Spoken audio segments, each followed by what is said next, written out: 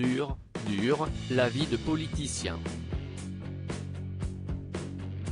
Et il semblerait que la gifle subie par Emmanuel Macron ait encouragé d'autres anonymes à s'en prendre au grand nom de la politique. Après le président de la République, ce fut au tour de François de Rugy d'être pris à partie par une jeune femme à Nantes, ce vendredi 11 juin, alors qu'il faisait campagne pour les élections régionales.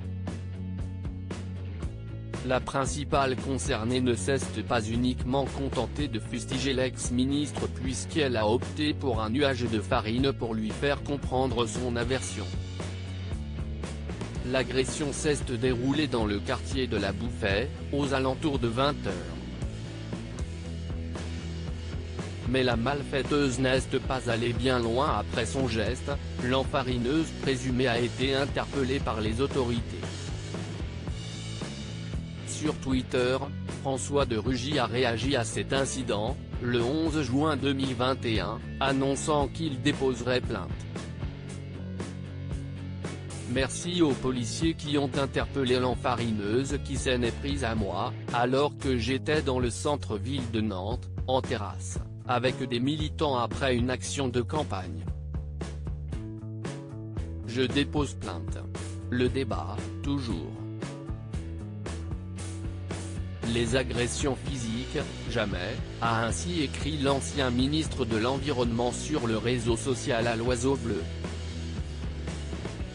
Quel autre politique a été enfariné?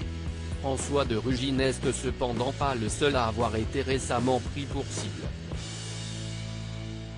Au lendemain de son enfarinage, il a certainement eu écho de celui de Jean-Luc Mélenchon. Présent sur la place de Clichy à Paris, dans l'après-midi de ce samedi 12 juin, le leader de la France insoumise répondait aux questions des journalistes, à l'image de Benoît Hamon, entre autres figures de la gauche venues manifester contre l'extrême droite, lorsqu'il a été enfariné.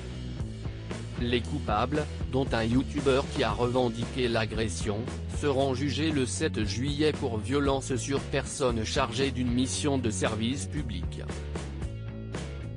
Bien que Jean-Luc Mélenchon ait choisi de ne pas porter plainte, contrairement à François de Rugy.